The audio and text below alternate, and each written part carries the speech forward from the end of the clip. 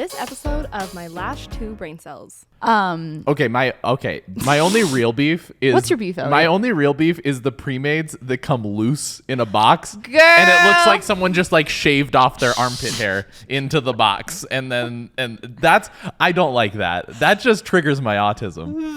Those need to go. Those need to go to jail. There's a special place. Just imagine if I was a client and I walked in and I saw a box. A cup of loose fans. Pre-mades. I would be like, wait a second, you're gonna put those on my eyes? Why are they so scary? They just look yucky. Okay, hello everybody, and welcome to my LASH 2 brain cells. I'm your host, Maddie Morris. And I'm your host, Elliot Morris. And today we have a hot episode, so you are going to want to listen to this on your way to work. Wait, this is me when I touch the episode. Ow, so hot. Spicy. Ooh. Should come with a warning label. Yeah. We're going to put a warning label at you'll have seen it. Guys, I've been cooking up this episode in my brain for the last 3 hours and I have to get it out to you. I have been working on this episode for literal minutes. Trust me, guys, I'm a chef and I've been cooking up here in the kitchen. And I have been in the industry long enough to see the change in LASH terminology and LASH menus and the way that we name our services, and names for things is important somewhat because words have meaning and names have meaning. And so I have been formulating my opinion on kind of like the rise of custom named LASH sets for a while now.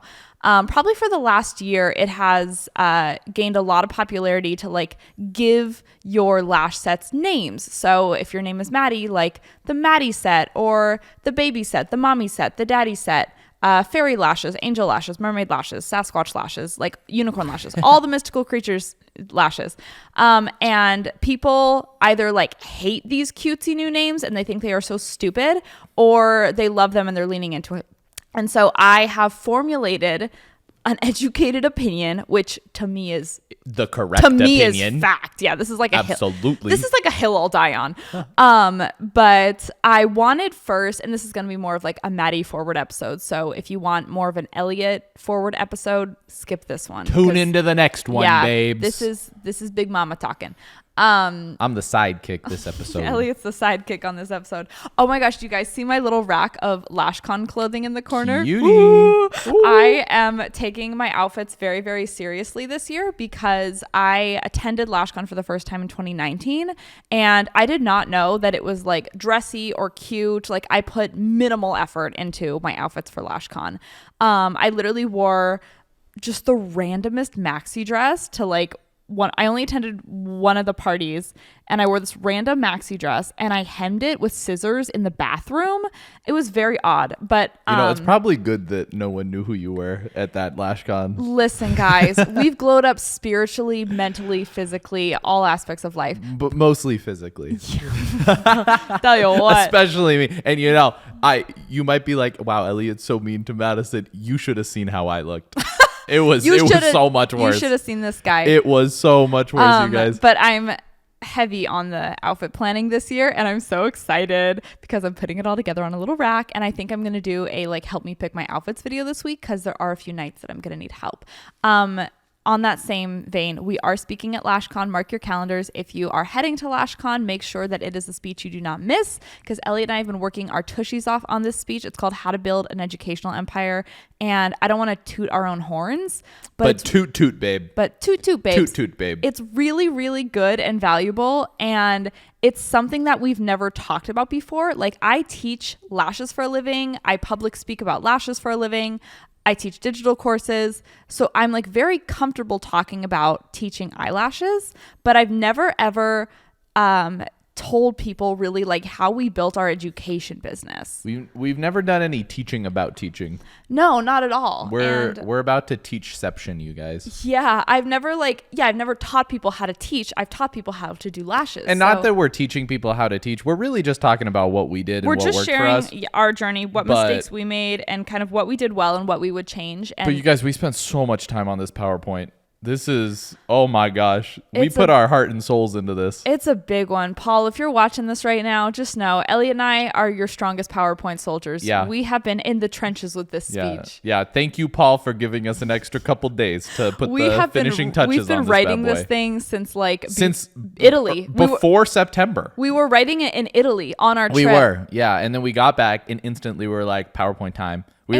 This is such a good speech. You guys are not going to want to miss it because we are not selling you anything. Let's not overhype it. I think I'm underhyping it. No, we got to set expectations low so that people are pleasantly surprised. Speech will probably suck. Yeah, it's going to be so bad. No, listen, but you should come. Listen, the speech is very, very, listen, can I just talk about it? I mean, you can. It's good. I just don't want people to come in and be like, I'm expecting the greatest TED Talk of all time. It's good. It's honest. It's very, raw. It's very, very real, and it's not to sell you anything. And we have presents for everyone that attends. That is true. You don't want that to be a surprise? You're going to tell the people? I'm not going to tell them what the presents are. Yeah. But we might have presents for the attendees because we're going to have presents for, what is it, the first 400 attendees? The first 400. So get there early, babes. That's what was in our budget. So if you get there early, bring your friends, secure your seats. Not that we assume there's going to be more than 400, but you might get a little treaty from us. So basically, I want to talk about kind of how, number one, how the LASH menu and the LASH services in general have evolved over the years. So I've been in the industry for 8 years total, and LASH extensions have been around for 20 plus years. 100? A million? A billion? A million years? They've been a service that people get for like around 20 years. Like at least 1,000. Yeah, exactly. Back in like the Egyptian times, Cleopatra was like, girl, I'm going to be late for my fill right now. Why do you think everyone thought she was so hot? Yeah. She had lash extensions. She was getting those fills. Purr. But when I first started lashing, and this was not very long ago, this was only 8 years ago, I was taught the most beginner crash course version of what lash extensions were. I was taught that there was only classic lashes. Keep in mind, I was not trained by a reputable company or an educator. I was trained by another hairstylist, in their 60s, that had been doing lashes for a month and had no clientele and was just teaching me how to do it. So that was my initial introduction to lash extensions. I was taught that classics were the only lash that you are to apply. I was taught to use. And what are the best tweezers on the market? Vitas. Vitas tweezers from Amazon, honey. And I was also taught that you only need one pair of tweezers in your whole life, and if you drop them, you can bend them back into place, and they will never ever go bad. Need to be replaced. Easy. I just want to tell that woman that I have probably purchased more tweezers than anyone in this entire world. I have probably purchased thousands and thousands and thousands. Girl, if Madison drops tweezers so quick. I just like different things. I just be using different things. She drops so many tweezers. Yeah, I'm pretty. Well, I talk with my hands and I talk to my clients. So she'll be like, "Oh yeah, girl, I'm throwing those things against. She has the tweezers wall. Stuck in her walls. I do. They're stuck to the walls. Our landlord's like, girl, no security deposit for you. There's just glue and tweezers stuck, sticking out of the walls. Lashes stuck to every single inch of wall there is. But I was taught that you were to use 0.25 diameter classic lashes. Those were eyelash extensions, and they are to be applied 1-to-1.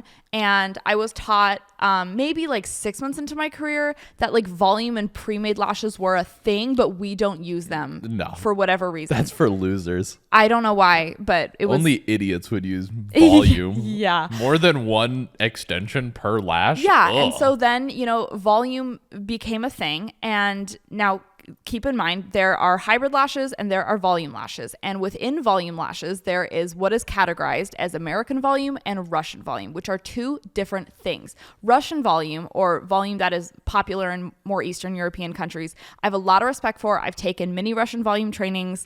I think Russian volume is beautiful and amazing. It's an art form, but it is not a service that I want to do in my daily life because it is really, really just hard on your brain and your hands. And I wanted to find a technique that I really, really was passionate about. I wasn't very passionate about Russian volume. We need a technique for the smooth brain girlies. Yeah.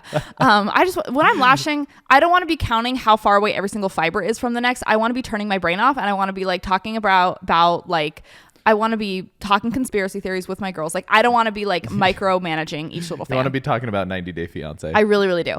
Yeah, I'm like, girl, Asuelo, crazy. Oh, you seen the 16th spinoff yet? Angela is a nut. But anyway, there's Russian volume and American volume, and how those are categorized for the most part is American volume is like fans that are 2 to 8D that aren't necessarily symmetrical, and they're usually made out of 0.05 or 0.07 diameter lashes. Russian volume means that we are aiming for perfect symmetry, meaning that there is the exact same amount of distance between each fiber in the fan, and these are typically 2 to 8D fans. They're always handmade. Then we have pre-made volume. Some people call it pro-made volume. Whatever you call it, these are volume fans that are already made into fans for you. So I just want to put my opinion out there. I have no beef with artists that use pre-made or pro-made fans. I think they are still artists. I think there is like a place for pre-mades in the industry. I don't think you are like a worse person because you use pre-mades. I don't think you are like not an advanced lash artist if you use pre-mades. I think pre-mades are getting very advanced. They're like, you're able to customize your sets. Maybe it's like easier on your hands, whatever. I have no beef with pre-mades. I do have beef. I do. I'm just kidding. I don't. But I do. But I do. And I know you were waiting for me. And I know you wanted to know my opinion. But there is like a difference between like high quality pre-mades and really, really low quality pre-mades. Because most pre-mades on the market, if you buy them from Amazon, are really bad. Like they have very, very boxy bases that you cannot wrap around the natural lash. But you know, there's pre-mades from great brands, you know, that are high quality that if you need to like speed up your work or you just like using them, do your thing. Literally do your thing. My only real beef is what's your beef, Ellie? My only real beef is the pre-mades that come loose in a box. Girl! And it looks like someone just like shaved off their armpit hair into the box. And that's, I don't like that. That just triggers my autism. Those need to go. Those need to go to jail. There's a special place.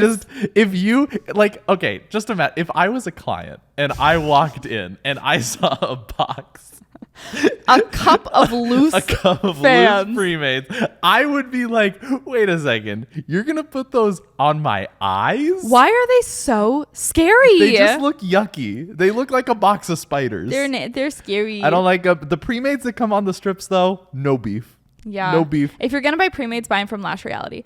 And then I have no code, not affiliated. Not affiliated. We just think they're funny. I just love Lash Reality. There is then there's Mega Volume, obviously, and I could talk about Mega Volume for 8 hours, take my in-person or online training. And that's what we're gonna do, so buckle up. But Mega Volume is always using 0.03 or 0.02 diameter lashes, and Mega Volume is super, super customizable, and you can build like an entire menu off of 0.03 and 0.02 lashes. And there's lots of different techniques for Mega Volume. You can pinch, you can use the flower bouquet technique. I think it's superior. And you could buy one of those things on Amazon that you like you put the strip on. And then you turn the wheel. If you have ever used that, please hit my line because have you seen that? No, I literally literally think it's so good. Yeah, it's like a rotating I've gotten thing. like Instagram ads Just for it. Just learn how to make fans, girl. Just learn how to make fans. I love the contraption. It is a contraption. You know what that reminds me of? You know that game Mousetrap? Yeah. That you play when you were a kid? It reminds me of something that would be in that. Whoever made that, though, I know they felt mad smart, though. They probably felt like when Thomas Edison. No, there was like some engineer in China who was like tinkering away in their factory, and then they like created it, and they turned the little wheel for the first time, and they're like, I have changed the world. And then he said, the hoes gonna love this. They did. And also, and then there are hybrid lashes. So like the traditional menu for the last, 10, 15 years has been classic, hybrid, volume, Mega Volume, and then obviously different types of volume. Hybrid lashes, my opinion on hybrid lashes is they should be abolished from service menus going forward. I don't think that's controversial. That's not a hot take. Is it not a hot take? I don't know. I mean, if you love hybrid lashes, I think I just might have a better option for you. You might just not know. And it's called anything else. It's called doing anything else. The thing about hybrid lashes is I understand the concept and I understand like the original premise because it was a good premise. Like people were like, there needs to be something in between classic and volume. And most people price hybrid in between the two. And I think that most clients will want they want a light volume look, and they're going to book hybrid because it is cheaper on your service menu. So you're totally playing yourself, because hybrids are not very easy to do. Like, true hybrid looks are 50-50 classic lashes and volume lashes. So you are having to keep up with this 50-50 ratio on both eyes symmetrically every single fill. Make sure you're removing the same amount of each, make sure you're replacing the same amount of each. And I just think sounds bad. It's really not a productive service. And also, classics are, usually heavier than volume lashes, and they have different growth rates sometimes. And, a lot of the time when classic lashes grow out, they like to twist around, or it's like, volume lashes just in a traditional volume set will look better than a hybrid set. And if you're like, oh my gosh, I'm a client, I love my hybrids, I promise if you ask your artist for a light volume set, you will enjoy the results better than a traditional hybrid set, I guarantee you. Or perhaps if they ask their artist for an angel set. We'll talk about that in a minute. I'm getting ahead of myself. But I performed hybrid lash extensions for maybe like 2 months. When I first started my own business, my menu was classic hybrid volume. And Idiot. What's so crazy is 90% of my clients would book hybrid because they were like, this is the middle option. I'm not super high maintenance. I don't want anything too glam. And it just kind of makes sense in the client's mind to get like kind of that middle of the road option. But what clients need to know is that lashes are so customizable, and a mega volume set can be more natural than a classic set, and volume and classic and mega are so versatile, especially mega volume.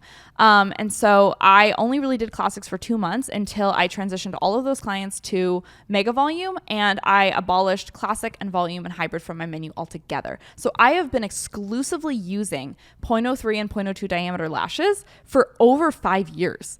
Like, I have not used anything heavier. If you look on my Instagram and look at my page, scroll down, you will see the wide variety of looks that I have been creating for the last 5 years on all different eyes, on all different lashes, on all different ages. They are all made of quote unquote mega volume or 0.03 diameter lashes for a few reasons. Number one is they're the healthiest diameter for the natural lash. And if you want clients very long term, you need to be doing a service that is almost unnoticeable to them in their day-to-day life, like as far as like feeling. Like, if someone can feel the weight of their lashes, they're probably not going to get them long term. And if you're using 0.07 lashes, sorry, your clients can feel them. Sorry, babes. They can feel them, can't they? They'll say, ow, I don't like that. Oh no. With mega volume lashes, they are so unbelievably light and flexible that you can be creating fans that, look at my lashes. These babies are up to 15 millimeters long, and I have had them for years and years and years and years and years. Yeah, but your eyelids are hella buff by now. My eyelids be lifted. They be lifted. No, and I can't feel them. I can't feel them when I sleep, when I work out, when I swim, when I do anything. They are like part of my face, and that is why it's such a normal part of my routine that I'm like, oh, I never have to like worry about fake lashes or, anything with like my eye makeup routine ever again, because I just have these beautiful full lashes that look great after 2 or 3 weeks. Mine are like a week and a half old right now. They look great. They're perfect. Like, you would never even know that there's, look at my lashes. They're perfect. Yeah, I think you look beautiful, Thank honey. you so much, Elliot. Love you so much, I Elliot. love you so much. Love you so much. And I attribute that to 0.03 and 0.02 diameter lashes, because I had pre-mades on my eyes previously, and I had 0.07s on my eyes previously. Get those things off of me. Absolutely not. Absolutely not. And then also, you can be creating very, very light, like volume, less than 8D fan looks with 0.03 and 0.02 diameter lashes. And you can be creating a great alternative to classic and hybrid lashes, known as what I like to call them angel sets. Oh my gosh. And now this is where I want to talk about something a little bit controversial, and this is specialty named lash sets. Warning, or like, warning, hot take alert. Or like silly lash sets with silly names, whatever you think of them as. But around the time that I coined the term angel set lashes, which are sets using closed fans, so like closed 0.03 diameter, not 0.07, 0.03 diameter little fans. Or 0.02. Or Or 0.02. Yeah, 0.02 ideally because they're even lighter. I love 0.02s. I love me some 0.02s. I wish 0.02s were more popular. Oh, here's you want to know my prediction? Yeah, what's your prediction? My prediction is 5 years from now, everyone's going to be using 0.02s. Literally. Exclusively. They're better. They're better than everything else. When I see like the future of the lash world, I think that 0.07s, 0.05s, like... Do I see 0.15 classics? No, I do not. I don't see them. I literally don't think... Do I see 0.07s? Also, no. I think anything above like a 0.15 or a 0.18 like will cease to exist in 5 years. Or it'll be like on a very like archaic salon menu. Yeah, count your days, classic lashes. Count your days, classic lashes. But I've seen so many students of mine, like after learning angel sets or whatever you like to call them. Like I said, like angel sets, I never have claimed to like reinvent the wheel of like using closed fans because like people have used closed fans, all over the place. Did we really have like a name for them? Some people called them wet sets. Some people called them mega classics. Some people called them like other things. Some people called them Clamegas. What if instead of mega classics, your menu said Clamegas? Can I get a Clamegas? No, your client's like scared to ask. Imagine they go, hey, can you recreate this inspo pic? And they go, oh yeah, just what's the name of it? Just this is the picture. Okay, say the name. I'll wait. It's like when you're at one of those restaurants. It's a classic mega set. It's a what? It's a Clamega set. Oh, you want the Clamega set? Oh yeah, right away. No problem. Imagine if when you did the set on Tata, you were like, and I call this the Clamega set. And that was the name that popped. Absolutely tanked my career. They're like, wow, Maddie's really trying hard to make Clamega sets happen. I'll tell you why the term angel sets popped off though, because like, here's the thing. Okay, what's the difference between wet sets and angel sets? First of all, it's diameter. The difference between a wet set and an angel set is that wet sets are typically done using a 0.07 or 0.05 diameter lash because it's gonna. Are they? Yeah. Really? Yes, Wow. because and I have no beef with wet sets. I didn't know that. But I don't call them wet sets. I don't like doing wet sets because I don't do anything above a 0.03, honey. I only do angel sets and different variations of mega volume. That is my menu, and it is all one price. It is the correct menu. Listen, you come to me, you show me a picture of anything in the world that you want, and I will find a way to make it happen using 0.03 lashes. You want Clamegas? You want Clamegas, honey? You got Done. it. I'm that guy. I'm that guy. I'm that guy. I got that dog in me. I got that dog in me. My menu is you show me whatever you want and you lay down, honey, for 3 hours and I will give you whatever you want, okay? And that is the ideal menu to have. Okay? I will give you whatever you want as long as it is top line mega volume and it looks like a caterpillar. I'll give it to you. But listen, so a wet set is a set using closed fans. So like very similar to an angel set. The biggest difference I would say is wet sets are going to look a little more structured. You want them to have a little more of that peak so they look more wet. Don't they also have fans in them? And No. You're mixing in. Really? No, wet sets don't have fans in them. See, Yeah. I don't know nothing. I know. Just let me talk, I'm honey. so stupid. Just let me God, I'm talk, so baby. stupid. Okay. I should leave. Just let me talk. Can you play with your blocks? Okay, I'll go play with my blocks. Wait, can I play Subway Surfer? Can you play Candy Crush for a I'm minute? gonna go play Candy Crush Let for a Maddie minute. talk. But wet sets, are typically done with a heavier diameter so that they look more structured. They look a little bit more wet. They don't really have fans in them. They're made. Please don't play Subway Surfers. I need you. Whereas angel sets are called angel sets, and I called them angel sets because they are light and they're heavenly. They're the lightest diameter lashes you can use. And then they'll make you feel like an angel. And I think it's the cutest name. And I like see why people have so much beef with like signature set names, but here's why I don't. And I think they're actually like the way the industry is going, whether you like it or not. So it's kind of one of those things. It's like hop on board or like, get off. Get left behind. Yeah. And so if I was like, I feel like there's a way to go about it though, because if your menu is like fairy sets, angel sets, wet sets, hybrid sets, classic sets, mega classics, like it's all these things. Yes, it is going to be confusing, especially if you price each set differently. So like $3 difference between every set. Yeah. I've seen a lot of people do that. And so here's how I think that you can offer signature named sets, whether you name them or someone else names them, whatever it is. If you want to name them, great, super cute. Like that's so iconic to your business. If someone else names them, great, whatever. But I think that it's important that you price all of your work the same throughout the board, so clients can ask for anything, even these like signature style names, and you can give them exactly what they want for no price difference. So then it's not like you're nickel and diming them based on if they want a little more texture or not, or a little more spikiness or not, whatever. And so like, here's what I was thinking about today in the car.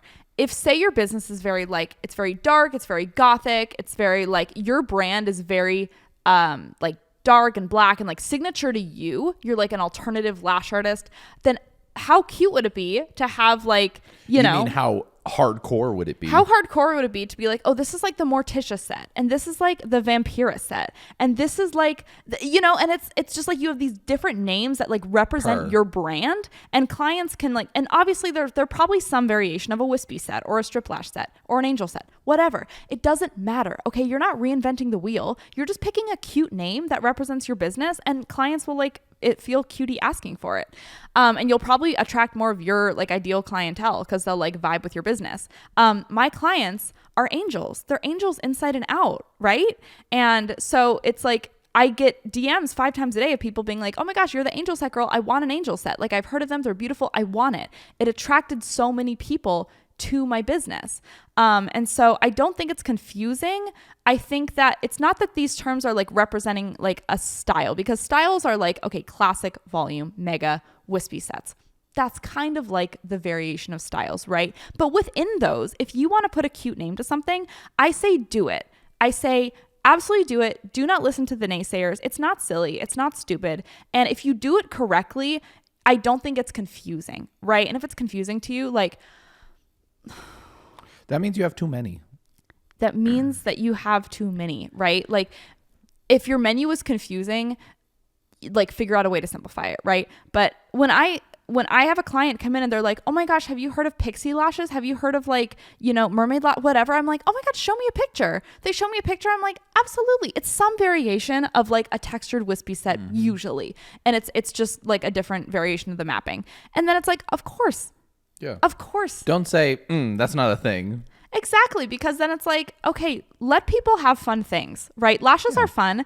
Let people call things fun things. Okay, like, do you think people would have ordered so many pink drinks if they had to say, oh, could I get a strawberry acai refresher? No, they're ordering them because they can say, can I get a pink drink? Like, branding makes a difference. Branding does make a difference. And it's like, if you think pink drinks are too confusing, then you need to rub your 2 brain cells together. Because everyone gets pink drinks. Everyone understands it. And it's because they like committed to it also. You also have to commit to it. That's the thing, is it's like, if you have too many, like I have angel sets and I have mega volume.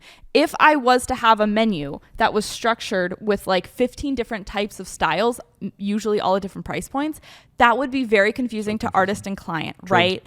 And so if I was you going forward, the way that I would utilize these like fun little names in your menu is pick 1 or 2, or like make them up, or have, if they're already made, whatever. Like if wet sets are your jam, yeah, do wet sets. And then just like have it on your menu and price everything the same, because you don't want to be nickel and diming people on the type of set they're getting. You want to be charging based on like your skill, your expertise, your work. And the point is like, hey, I can deliver any result to you with any different name that you want. My prices are all the same. So you can get whatever you want every single time. That's kind of how I communicate it to clients, is like, if they ever say like, oh, why do you charge like the exact same for mega that you do for like an angel set? Well, I charge based on my time and skill, and I want you to have whatever style you want within that time. I don't want you to get something that you're not going to be as happy with because it was cheaper. Exactly. And it's for your client's best interest. Yeah. And I feel like 3 to 4 like signature sets is probably a good place to be. Like, absolutely. Like going back to Starbucks, like that's what they do for every seasonal menu. They have like 3 or 4 signature drinks for the seasonal menu. It's like enough that it has some variety, but it's not enough to be overwhelming. Like they're not adding like 12 seasonal drinks. And I want to just mention that this happens in like every single industry. Oh yeah, it's not just Starbucks. And there's always haters, because like it's everyone. Look at like the kind of like the luxury hairstylist market. Oh yeah, is like, remember when like wolf cuts became a big thing? Oh, yeah. And that beach waves, or like, you know, mermaid waves, you know, like I'm not in hair, so I don't really know, but it's a big thing for makeup. So like recently, you know, like especially when you bring social media into the mix, because when you name something a cute name, it can trend and it can catch on, right? True. And so obviously brown smoky eyes have been around since the dawn of time, but like recently people called it latte makeup and everyone's like, latte makeup is so stupid. It's a brown smoky eye. Can you let people live? Can you literally let people do latte makeup? Like, calm down. No one's hashtagging brown smoky eye. People are going to hashtag latte makeup. How cute. That's cutie. Literally, I just think people need to leave people alone. You want to do well, you got to brand it. Exactly. Like, brand things. And it's like, in beauty, pretty much everything exists. Pretty much everything has been invented in some way. It's just like learning how to brand things properly, put your own spin on it, advertise it effectively. And so it's like, you know, if last year I covered my face in pink blush, people would be like, okay, why is she wearing so much pink blush? But if I posted a picture of myself like just like caked in pink blush today and I was like strawberry girl makeup, everyone would be like, oh my God, slay Maddie. No, strawberry shortcake makeup. No, strawberry makeup's a thing right now. Oh, is it? It's a big thing. That's a thing. See, I don't even know. It's a glossy pink lip and like tons of pink blush. Everyone loves it. How cute. How cutie. You look like a strawberry. How cute. The second I heard strawberry makeup, I was like, I'm hooked. How cute. Strawberry girl. But it's like the way that you communicate and brand things, like even though that thing has obviously been like done for thousands and thousands of years, like if you're a hater on that, you need to focus your energy on more important things. Like there are literally people dying. Like you are unhealed. You need to heal yourself. You need to heal your inner child, and you need to stop being mad at things that are harmless and that are fun. Yeah. Let people have fun. Let people have fun. Literally anything that makes your business more fun and makes it feel more like unique to you, then do it, because otherwise we're all the same. Otherwise we are all the same doing classic volume. Otherwise you're competing on price. You're competing on price. And why would you want to do that? Literally. And so it's like, yeah, you're not reinventing the wheel by like doing a wispy set and calling it an Elliott set, but it might feel fun to you, and that might be like fun to post, and your clients can say, oh my gosh, I saw Elliott and I got the Elliott set, like the signature set. It's fun. And if any of you start offering Elliott sets and you tag me, I will be reposting you. He so will that's be free reposting advertising. you, so yeah. if you start offering Elliott sets. Yeah, literally. Have fun in your business. Okay. However that looks like to you. And if that is giving your sets cute little names, maybe you're naming them after your clients. That's so cute. That's so cute. Oh, that's a great way to supercharge your client retention. Because I've had how are you going to leave someone who named a set of lashes after you? Literally. You can't. Literally. Like I've had so many clients over the years that have been like rock star clients. Like they will see me until the day I die, and like they get a very signature look. Like I've had clients that are like, this is my map that Maddie does on me. I get compliments every day on it. She doesn't do lashes that look like this on really anyone else. Like she has customized these so perfectly to me, and people ask her about them all the time. And she named that the Kim set.